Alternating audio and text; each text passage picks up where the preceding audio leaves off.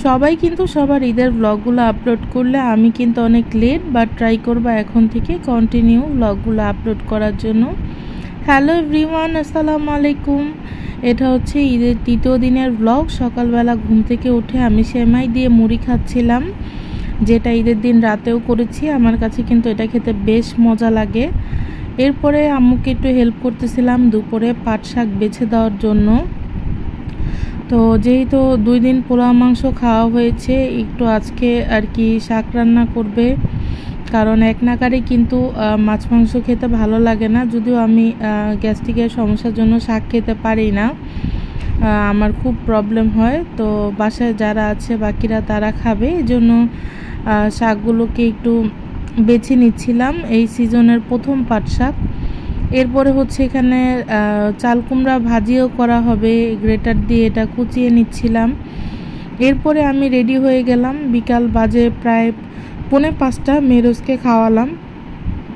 মেহরোজদের বাবার সাথে এখন একটু বের হব, আমার জন্য নিচে ওয়েট করতেছিল, বাট আমি হেলমেট খুঁজতে গিয়ে লেট হয়ে গেছে। কজ হচ্ছে আজকে যাচ্ছি মেহরোজের বাবার সাথে একটু ঘুরতে। এই হেলমেটের দোকানে চলে আসলাম একটা হেলমেট নেওয়ার জন্য, কারণ মেহরোজ আমার হেলমেটটা ভেঙে ফেলছে। তো এখন হচ্ছে হেলমেট কিনবো। এসে দেখে ওই দোকানে বিড়াল, এজন্য আমি আর আগাতে পারছিলাম না, দোকানের বাহিরে দাঁড়ায় দাঁড়ায় রেকর্ড করতেছিলাম। এরপরে হচ্ছে আমরা রাস্তাতে একটা সুন্দর জায়গা থামলাম, ওখানে গাছটা দেখে ভালো লাগলো, একটু রেকর্ড করে নিলাম। তো এখন আবার রওনা হচ্ছি।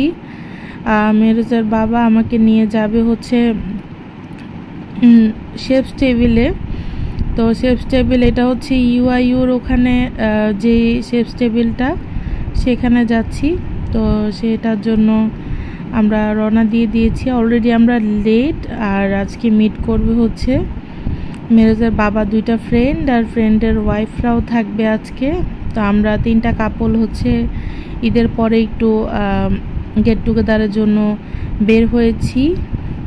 তো এখানে আর কি এসে দেখি যে রাস্তায় অনেক জ্যাম, রাস্তার কাজ চলতেছিল। তারপরে গাড়িটা পার্কিং করে এখন এসে দেখি যে ভাইয়া আর কি ভাইয়া ভাবিরা আর কি আসে নাই এখনও, বাকি যাদের আসার কথা ওরা রাস্তাতেই আছে। তো আমি একটু রেকর্ড করে নিচ্ছিলাম চতুর্দিকে, যেহেতু মানে বিকালের আলোটা তখনও ছিল, আরও আগে আসলে আর একটু ভালো লাইট পাওয়া যেত।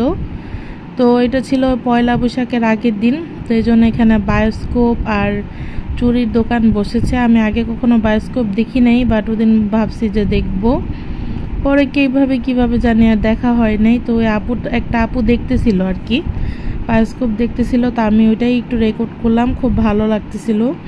বায়োস্কোপ জিনিসটা গানেই শুনেছি সবসময়, প্রথম দেখলাম সামনাসামনি। এরপরে চুরির দোকান দেখলাম, কাচের চুরির কিডস জোন ছিল, বাচ্চারা বিভিন্ন রাইডে ঘুরতেছিল।